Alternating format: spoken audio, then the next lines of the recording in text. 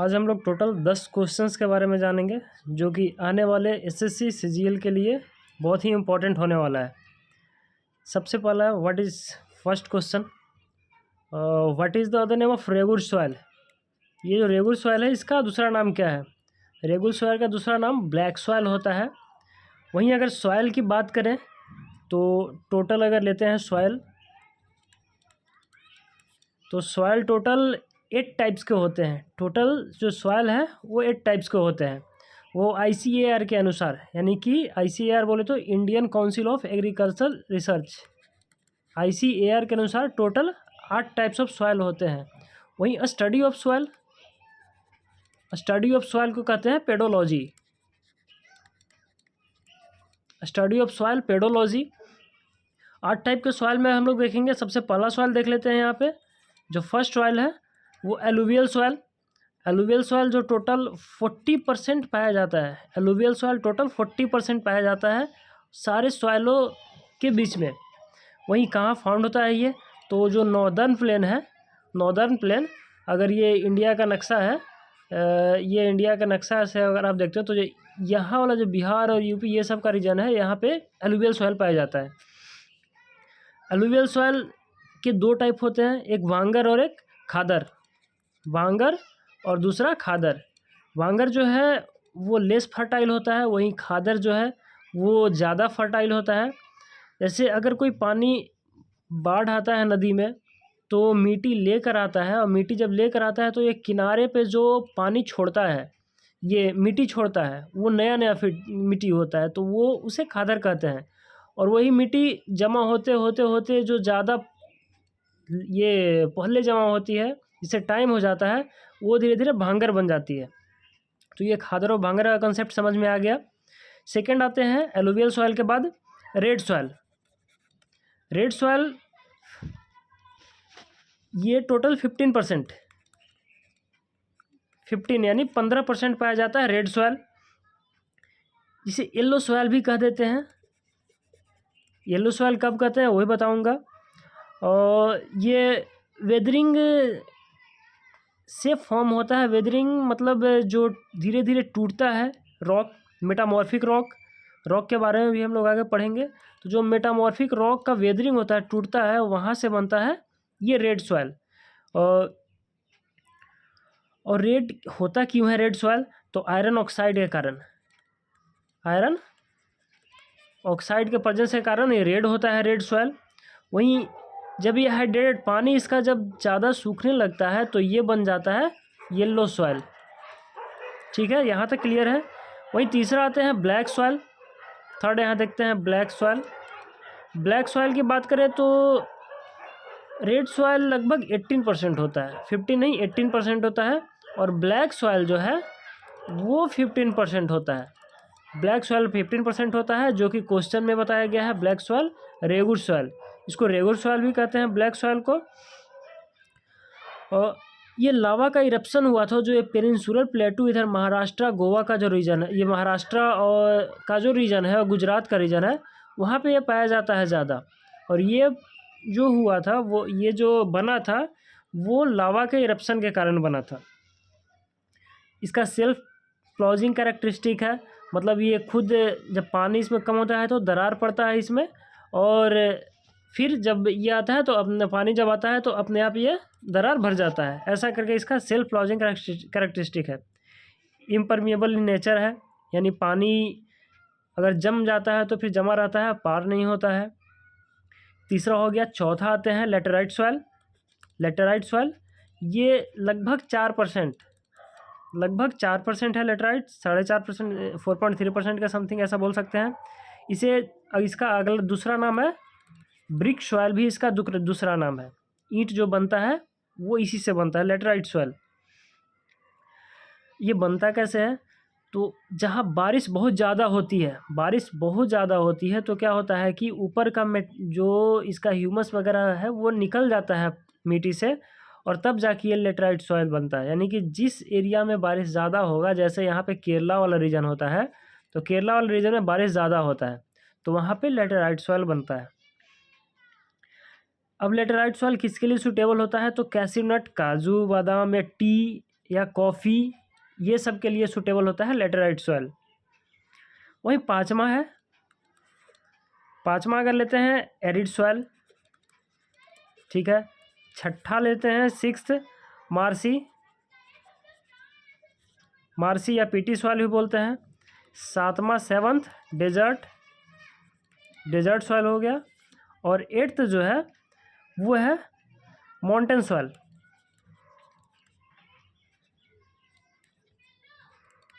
Eighth जो है वो माउंटेन सॉइल है, ठीक है। एक और यहाँ पे आप लोग नोट कर लीजिएगा, सैलिन सॉइल, जो सॉइल सैलाइन हो जाता है उसे जिप्सम के द्वारा सही किया जाता है, जिप्सम डालकर सही किया जाता है। और जो सॉइल एसिडिक हो जाता है उसे लाइम डालकर सही किया जाता है, ठीक है। तो ये क्लियर हो गया सॉइल के बारे में। नेक्स्ट चलते हैं, अगला क्वेश्चन है which of the following rock है लेयर्ड लाइक अ स्ट्रक्चर। अभी सॉइल के बारे में पढ़े, अभी रॉक के बारे में देखेंगे कौन सा रॉक में जो है लेयर्ड लाइक का स्ट्रक्चर होता है। ऐसे रॉक तोड़ेंगे तो लेयर दिखेगा उसमें, तो वो होता है सेडिमेंट्री रॉक, जिसमें लेयर्ड लाइक का स्ट्रक्चर होता है। रॉक के स्टडी को क्या कहते हैं, जैसे सॉइल के स्टडी को पेडोलॉजी कह रहे थे, उसी तरह रॉक के स्टडी को यहाँ पे लिख लेते हैं, रॉक के स्टडी को बोलते हैं पेट्रोलॉजी। PETRO पेट्रोलॉजी, ठीक है। पेडोलॉजी सॉइल के और पेट्रोलॉजी रॉक का। आगे देखते हैं रॉक का, आप टाइप्स देख लेते हैं जरा सा। रॉक 3 टाइप के होते हैं, इग्नियस रॉक, ठीक है, इग्नियस रॉक। सेकंड जो होता है वो सेडिमेंट्री रॉक, जो आपका क्वेश्चन पूछ रहा है। और थर्ड होता है वो मेटामॉर्फिक रॉक।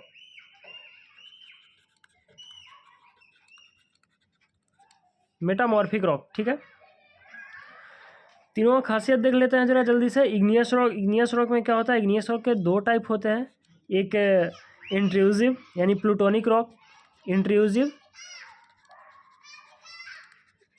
या प्लूटोनिक बोल सकते हैं। और दूसरा जो होता है सेकंड, इसमें ले लेते हैं एक्सट्रूसिव रॉक, इग्नियस रॉक, ठीक है। इंट्रूसिव या प्लूटोनिक और सेकंड है एक्सट्रूसिव इग्नियस रॉक। इसमें क्या होता है, इंट्रूसिव या प्लूटोनिक जो मैग्मा होता है, अर्थ के अंदर हीट के कारण जो मैग्मा बना हुआ है वो अंदर ही अंदर ठंडा अगर हो गया, लिक्विड जो बना अंदर ही अंदर अर्थ के अंदर ठंडा हो गया, तो वो हो जाएगा क्या, इग्नियस रॉक। उसे इंट्रूसिव कहेंगे या फिर प्लूटोनिक रॉक कहेंगे। और अगर वो मैग्मा अगर आके बाहर आके लावा बन जाता है, बाहर जो माउंटेन या कुछ के थ्रू भी बाहर आता है तो वो लावा बन जाता है, बाहर आके अगर ठंडा हो रहा है उस रॉक को बोलेंगे एक्सट्रूसिव इग्नियस रॉक। एग्जाम्पल क्या है, बसाल्ट और प्यूमाइस इसका है, जो बाहर आके बनता है उसका एग्जाम्पल बसाल्ट और प्यूमाइस जो कि पानी में तैर भी सकता है। प्यूमाइस रॉक ऐसा है जो पानी में तैर भी सकता है, ठीक है। वहीं इसका अगर एग्जाम्पल लेंगे तो गैब्रो और ग्रेनाइट एंड गैब्रो, ठीक है। ये हो गया इग्नियस रॉक के बारे में। अगर सेकंड आते हैं सेडिमेंट्री रॉक, तो सेडिमेंट्री रॉक के बारे में भी आप लोगों ने जाना ही कि ये सेडिमेंट, इसमें सेडिमेंट्स रहते हैं। अब सेडिमेंट्री रॉक में सेडिमेंट्स है तो बनेगा कैसे, तो बहुत लंबे समय में जो एक्यूमुलेशन होता है, ये अपना सेडिमेंट्स का एक्यूमुलेशन होता है, धीरे धीरे वो एक्यूमुलेशन होते होते जो रॉक बनते हैं उसे सेडिमेंट्री रॉक कहते हैं। इसके अंदर फॉसिल्स पाया जाता है, जब बहुत सालों के बाद बन रहे हैं सेडिमेंट्स, परत दर परत बैठते बैठते ऐसे रॉक बन रहा है, तो कुछ इसके अंदर फॉसिल्स भी पाए जाएंगे। तो इस रॉक के अंदर फॉसिल्स पाए जाते हैं। उसी तरह वही सेडिमेंट्री रॉक का एग्जाम्पल लगा लेते हैं। सेडिमेंट्री रॉक का एग्जाम्पल लेते हैं तो वो एग्जाम्पल हो जाएगा चॉक, जो बचपन में हम लोग स्कूल में पढ़ते थे, कोल और लाइमस्टोन,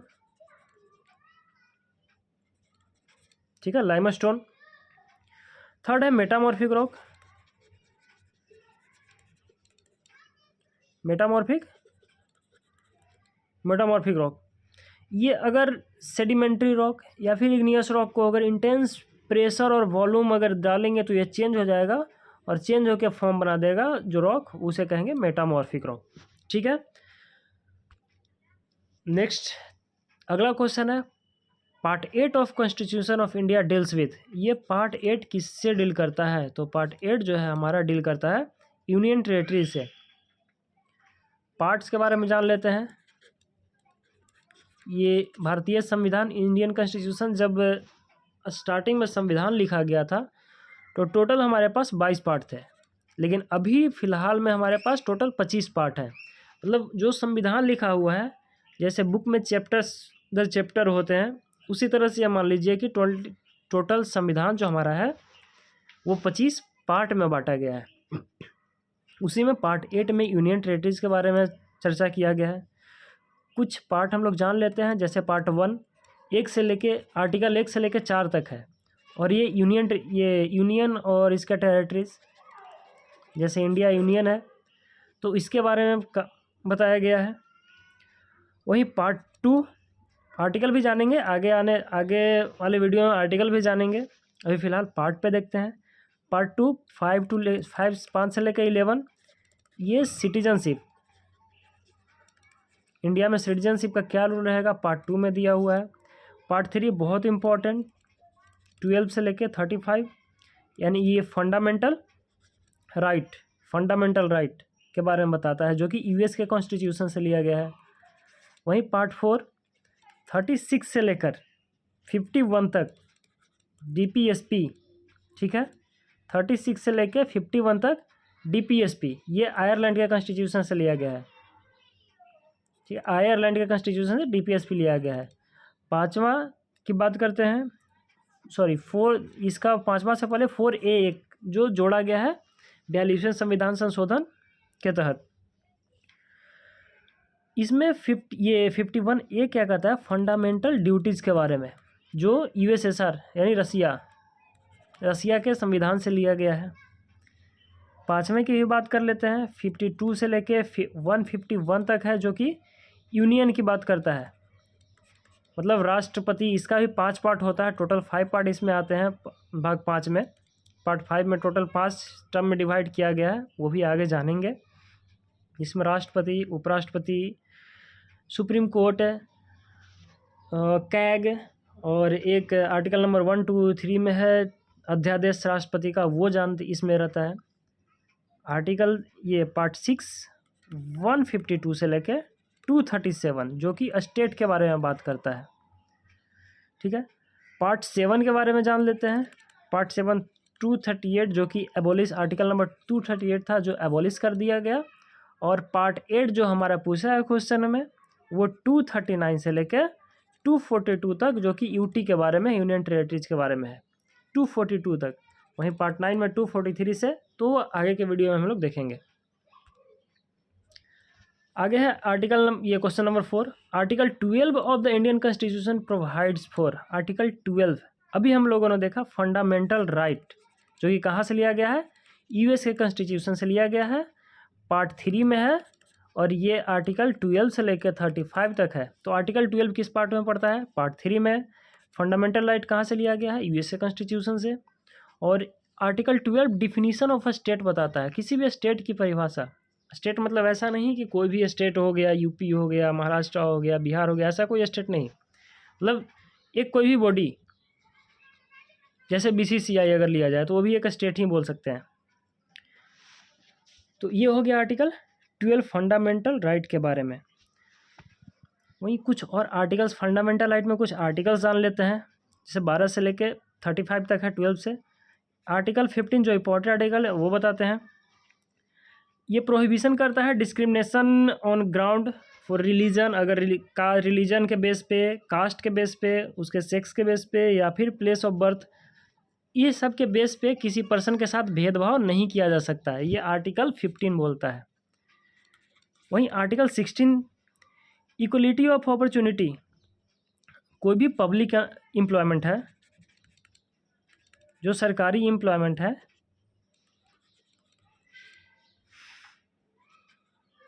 उसमें जो अपॉर्चुनिटी है इक्वल मिलना चाहिए। हालांकि इसमें कुछ क्लॉज जुड़े हुए हैं जिसके थ्रू आरक्षण का भी प्रावधान है, लेकिन आर्टिकल 16 जो है वो बोलता है क्या है, पब्लिक एम्प्लॉयमेंट में सबको इक्वल अपॉर्चुनिटी मिलना चाहिए। आर्टिकल 17 एवोल्यूशन ऑफ अनटचेबिलिटी, जो छुआछूत की बीमारी है, छुआछूत की जो ये पहले प्रथा था वो ख़त्म होना नहीं ये माना जाएगा। आर्टिकल 17 के तहत इसमें ये लिखा गया है। वहीं आर्टिकल 18 एबोलिशन ऑफ टाइटल, कोई भी टाइटल नहीं ले सकता है। जैसे राजा महाराजा का पहले टाइटल जो चलता था वो टाइटल अभी नहीं ले सकता है। हालांकि डॉक्टर ये सब आप ले सकते हैं, बट जो टाइटल पहले जो मिलता था, खाना और ये सारे सब टाइटल्स, वो टाइटल अब नहीं ले सकते हैं। वहीं 19 ये freedom of speech, freedom of speech 29 में भी बहुत सारे हैं, 1 2 3 4 5 6 7 8 ऐसा करके ये है। तो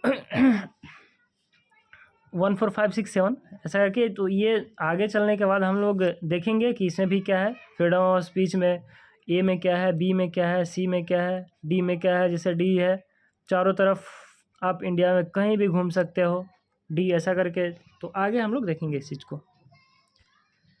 अगला क्वेश्चन है, which was the first dynasty of Delhi सल्तनत। दिल्ली सल्तनत का सबसे पहला डायनेस्टी कौन सा है, कौन सा था? तो ये है सबसे पहला जो है वो मामलुक डायनेस्टी, जिसको गुलाम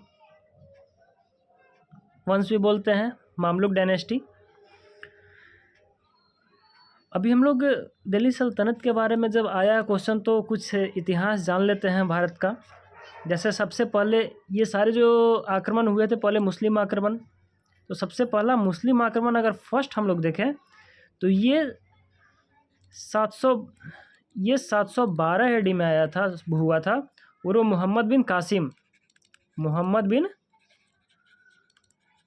ने किया था। ये अरब का इन्वेडर था, ये अरब का था, मोहम्मद बिन कासिम 712 एडी में।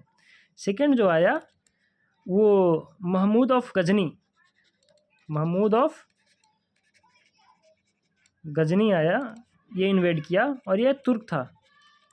ठीक है, ये तुर्क था और ये टोटल भारत पे 17 बार आक्रमण किया और लगभग 1001 से 1027 एडी तक इसने आक्रमण किया भारत पे। महमूद ऑफ गजनी के टाइम में कुछ राइटर्स भी आए थे, उस समय के लेखक मिलते हैं। जैसे कुछ राइटर थे, जानते हैं उनके बारे में। फिरदौसी, जिन्होंने लिखा शाहनामा।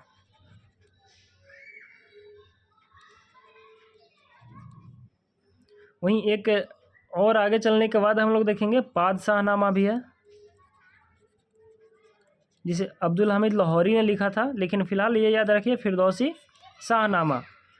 वहीं सेकंड अलबरूनी भी एक आया था, अलबरूनी जो तहकीक हिंद यानी जिसे किताबुल हिंद भी बोलते हैं।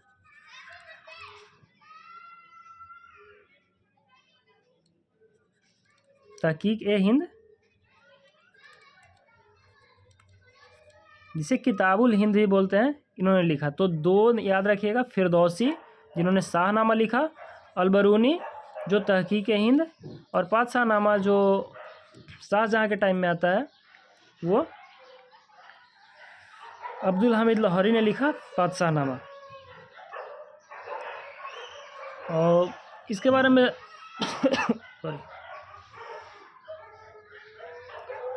अगला जो इन्वेडर आया वो आया ये, अब यहाँ पे जानते हैं इसके बारे में, दिल्ली सल्तनत के बारे में। जो सबसे पहला मामलुक डायनेस्टी जो आया, मोहम्मद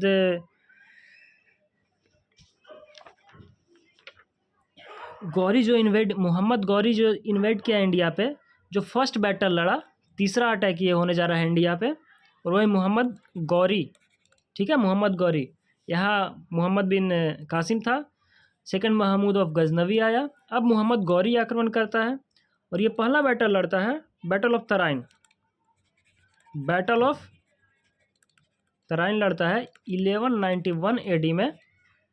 ये पृथ्वीराज चौहान के साथ, पृथ्वीराज चौहान के साथ लड़ता है और ये बुरी तरह हार जाता है।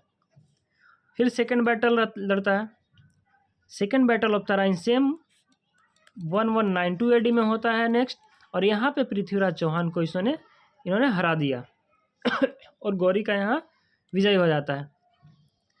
और माना जाता है पृथ्वीराज चौहान के हराने में सबसे बड़ा कारण जो जयचंद एक राजा था उसका था, उसी ने ये मोहम्मद गौरी को आक्रमण के लिए बुलाया था।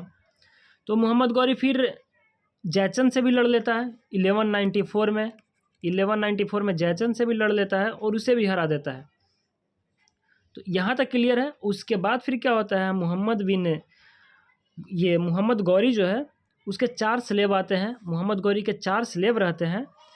कुतुबुद्दीन ऐबक जो कि मामलुक डायनेस्टी का पहला रूलर होता है, कुतुबुद्दीन ऐबक, याल्दूज, कुबाजा और बख्तियार खिलजी जिसने नालंदा यूनिवर्सिटी को जलाया था, बख्तियार खिलजी। तो ये चारों इसके गुलाम हैं। पहला गुलाम जो कुतुबुद्दीन ऐबक है वही गुलाम वंश का संस्थापक होता है, पहला राजा होता है। इसलिए इसमें जितने भी आगे रूलर आएंगे सारे लगभग गुलाम ही रहते हैं, इसलिए इसका नाम गुलाम वंश भी है, यानी स्लेव डायनेस्टी, जिसे मामलुक डायनेस्टी भी कहते हैं। स्लेव डायनेस्टी इसका जो स्लेव डायनेस्टी का ईयर था ये 1206 से लेके 1290 तक ये रहा, 1206 से लेके 1290 तक। आगे चलते हैं। Hampi the ancient capital of Vijayanagar is located in, Vijayanagar का जो एंशिएंट कैपिटल हम्पी है वो कहाँ लोकेटेड है, ये लोकेटेड है कर्नाटका में। ठीक है, विजयनगर जब आया है तो इसके बारे में कुछ फैक्ट जान लेते हैं। विजयनगर 1336 में इसका स्थापना 2 भाई हरिहर और बुक्का ने किया। हरिहर और बुक्का ने इसका स्थापना किया 1336 में। इसमें 4 आते हैं, जो इसका ये 4 है संगम, सुलुभ, तुलुभ और अराइविडु। ठीक है, जो डायनेस्टी आते हैं संगम, सुलुभ, तुलुभ, अराइविडु। संगम का जो पीरियड रहता है ये 1336 में हरिहर बुक्का ने ये किया 1336 से लेकर 1485 तक, 1485 तक। यहाँ 1485 से लेकर सुलुभ का आता है 1505 तक, तुलुभ का 1505 से लेकर आता है 1570, और अराइविडु 1570 से 1645 या 50 ले सकते हैं, 1645 ऐसा। ठीक है, तो संगम 1336 से 1485, सुलुभ 1485 से 1505, तुलुभ 1505 से लेकर 1570, और अराइविडु 1570 से लेकर 1645 या 50। इसके फाउंडर हरिहर बुक्का। ठीक है, इसके फाउंडर सुलुभ नरसिम्हा। अगला तुलुभ डायनेस्टी का फाउंडर वीर नरसिम्हा, या जो नरसा नायक भी बोल सकते हैं, नरसा नायक या वीर नरसिम्हा। और अराइविडु का फाउंडर त्रिमुला। ठीक है, आगे चलते हैं। अगला question, during the second 5-year plan how many integrated steel plant were set up with foreign collaboration. अभी 5-year प्लान जो कि 1951 से स्टार्ट होता है भारत में और चलते रहता है 1950, जो हर 5 साल के लिए 5-year प्लान होते हैं। पहला 5-year प्लान 1951 से लेकर 1956 तक था। ठीक है, सेकेंड 5-year प्लान 1956 से लेकर 1961 तक। तो कुछ जान लेते हैं। सबसे पहले इसका अगर आंसर देखा जाए सेकेंड 5-year प्लान में कितने स्टील प्लांट इंटीग्रेट हुए थे, तो आंसर हो जाएगा 3 स्टील प्लांट थे। तीनों का नाम अगर जानना चाहे, नाम तीनों का क्या है, सबसे पहला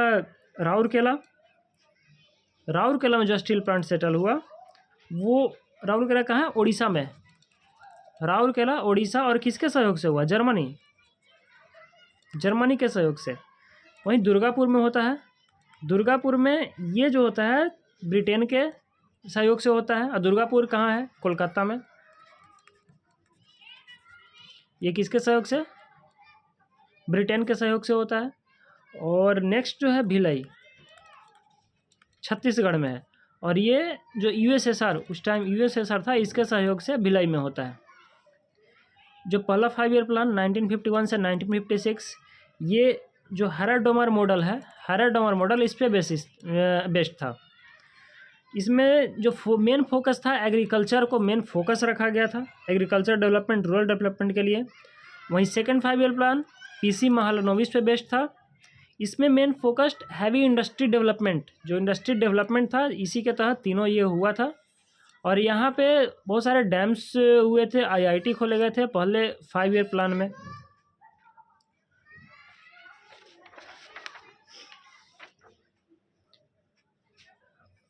आगे चलते हैं next. Harrod Domar model was main idea behind the कौन से 5 ईयर प्लान? अभी हम लोग ने पढ़ा पीसी महालनोबिस जो सेकंड, और हैराडोमर मॉडल फर्स्ट, जो कि एग्रीकल्चर पे बेस्ड था हैराडोमर मॉडल, ठीक है। रूरल डेवलपमेंट इसमें होना था, कुछ डैम्स इसमें हुए थे, आईआईटी ओपन हुए थे। वहीं second 5 year plan, first 5 year plan 1951 से लेकर 1956 तक चला, सेकंड 1956 से लेकर 1961 तक चला। इसमें 3 स्टील प्लांट हुए। सबसे पहला क्या हुआ? राउरकेला हुआ, जो कि उड़ीसा में जर्मनी के सहयोग से। दूसरा दुर्गापुर कोलकाता में, और ये ब्रिटेन के सहयोग से। और तीसरा भिलाई, जो कि छत्तीसगढ़ में हुआ, और ये यूएसएसआर यानी कि रसिया के सहयोग से। The following Indian classical dancer is associated with Kuchipudi. Kuchipudi से कौन सा डांसर एसोसिएटेड है? कुचिपुड़ी कहाँ का है? तो ये आंध्र प्रदेश का डांस है। वेम्पति चिन्ना सत्यम जो है कुचिपुड़ी से है। टोटल क्लासिकल डांस, ये जो है कुचिपुड़ी एक क्लासिकल डांस है। वेम्पति चिन्ना सत्यम आंध्र प्रदेश से। अगर रेड्डी जहाँ पे भी आए तो वो रेड्डी कुचिपुड़ी से ही संबंधित होते हैं। केलुचरण मोहपात्रा ये उड़ीसा से, ओडिसी। गुरु बिपिन सिंह ये मणिपुरी से। और उदय शंकर, ये उदय शंकर जो है वो जो हमारा ओरिजिनल इंडियन डांस और वेस्टर्न डांस, ये दोनों को मिक्सअप करके जो ये डांस बनाए थे, ये उदय शंकर इसके लिए जाने जाते हैं। नेक्स्ट और लास्ट सवाल है, the cell wall of bacteria is made up of. Bacteria का सेल वॉल, जैसे ये सेल अगर है, सेल आप लोगों ने पढ़ा होगा 10th क्लास में, तो ये जो है प्लांट सेल, और एक सेल मैं बनाता हूँ, ये बनाता हूँ, ये एनिमल सेल, ठीक है। ये मैं क्या बनाया हूँ, देखिए प्लांट, ये जो है एनिमल सेल बनाया, ये प्लांट सेल बनाया। ये जो है प्लांट सेल में, प्लांट सेल के ऊपर एक अलग से एक्स्ट्रा कवर होता है, जिसे कहते हैं सेल वॉल, ठीक है। ये सेल वॉल जो है, बाकी सारे सेल्स के ही बारे में हम लोग पढ़ेंगे कि इसे क्या कहते हैं। इसके अंदर बहुत सारे सेल के कंपोनेंट्स होते हैं, उसके बारे में भी पढ़ेंगे। सबसे पहले सेल वॉल आया, ये जान लेते हैं कि आउटर कवरिंग होता है, सबसे आउटर कवरिंग। ये जो होता है हार्ड होता है, मतलब ये कोई भी चीज़ अलाउ कर देता है जाने के लिए, प्रोटेक्शन देता है सेल को। एनिमल में नहीं पाया जाता है, प्लांट में पाया जाता है। प्लांट में जो पाया जाता है, और ये सबसे पहले बैक्टीरिया में जो पाया जाता है, वो बैक्टीरिया में पाया जाता है पेप्टिडोग्लाइकन्स का, ठीक है। वहीं प्लांट में जो बना होता है सेल वॉल, सेलुलोज का। और फंगस में जो बना होता है सेल वॉल, वो चिटिन का, ठीक है। तो आज के लिए इतना ही, फिर हम लोग नेक्स्ट वीडियो में आएंगे और जानेंगे ऐसे ही 10 इंटरेस्टिंग क्वेश्चन और उसके पूरा डिटेल्स सॉल्यूशन।